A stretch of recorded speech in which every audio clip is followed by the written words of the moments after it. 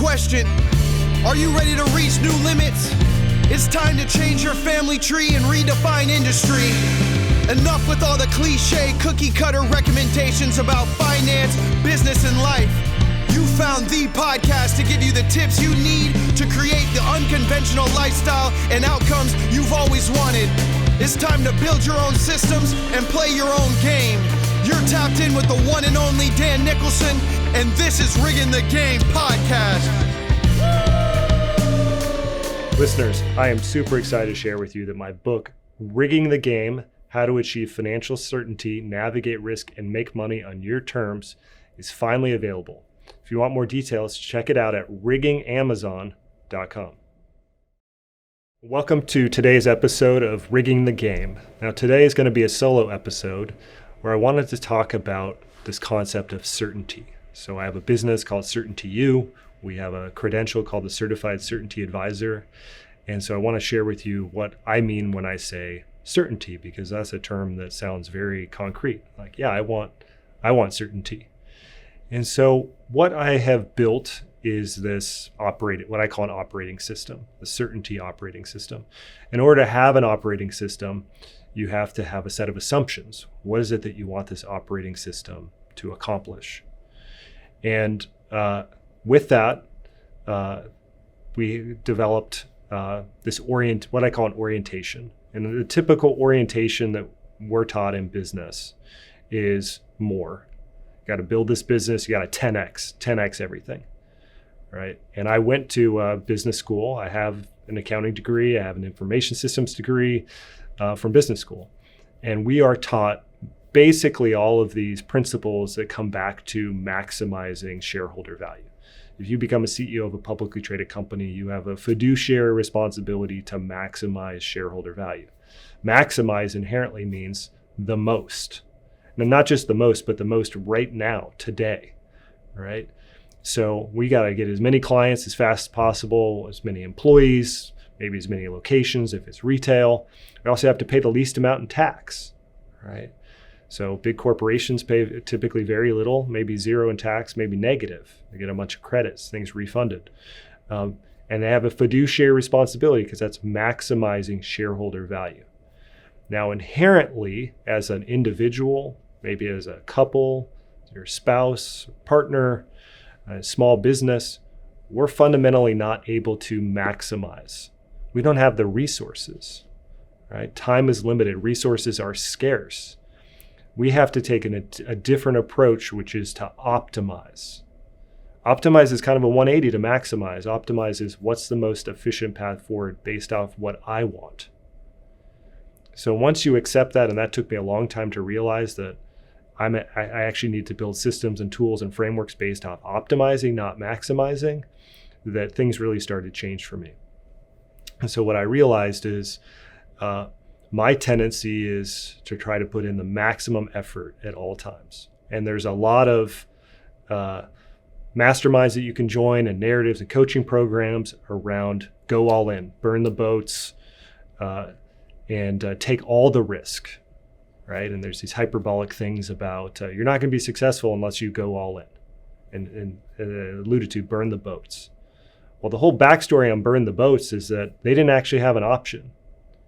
Cortez and his army were going into battle, and they knew that in this battle that they were likely not to survive. So many of them wanted to go back home. Well, if they went back home, they were going to be killed for treason, effectively.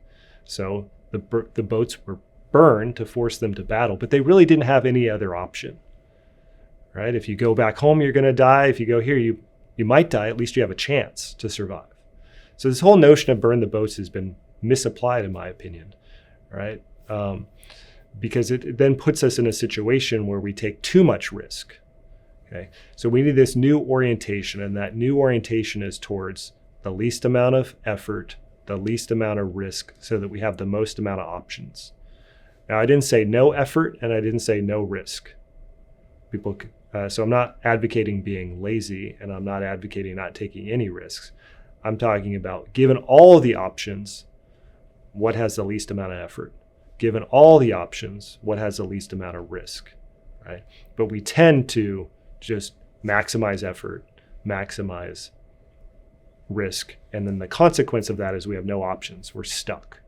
So the orientation is least amount of effort, least amount of risk, most amount of options. And that's a 180 from what we've been taught, which is most amount of effort, most amount of risk, and then we're left with no options. Okay. And the outcome that we want from that is certainty.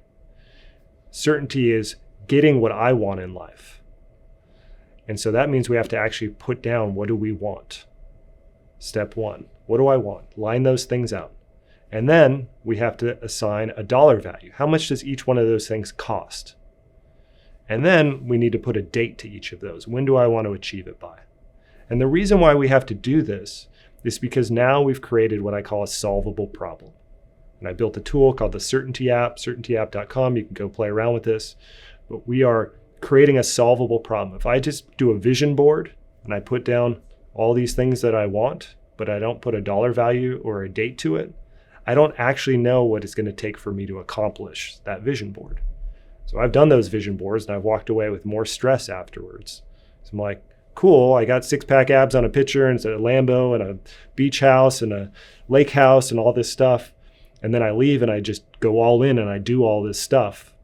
But I don't actually know if I'm getting closer to what I want. So certainty is defining what you want from your life, creating the solvable problem while playing your game. Playing your game, but what I mean by that is we don't need to become someone else that we're not. That's actually an incredibly fragile structure to build a system or process or business around you having to pretend you're someone you're not. Again, there's so many marketing programs telling you to be someone different, go on Facebook Live every day, so on and so forth, and then you're miserable doing it, and then you never get any success because you're pretending that you're someone that you're not. And so when I think about certainty, it's creating a solvable problem. What is it that I want? What does it take for me to get there? And then how do I continually play my game? Now, the reality is what I just described isn't concrete. It's a moving target. It's an infinite game. So what you want is going to keep changing. Who you are might evolve as well. And so now we're just embracing that that's true. We're open to that reality. Okay. And so we go, well, certainty, I thought you were going to give me something concrete. And the reality is that life is not concrete. What you want is not concrete. It's creating targets, the solvable problem that I referred to, and then looking at how can I get there with the least amount of effort, the least amount of risk, and the most amount of options. So in future episodes, I'm going to talk about the assumptions, or what I call commandments, the building blocks around how do we actually go about doing that? How do we actually consistently put in the least amount of effort, take the least amount of risk, and have the most amount of options? So I hope you tune in to future solo episodes to hear me talk about those commandments. Thanks. I hope you enjoyed today's show as much as I did. Now, if you're interested in learning more about my book, Rigging the Game, How to Achieve Financial Certainty, Navigate Risk, and Make Money on Your Terms, go to riggingamazon.com.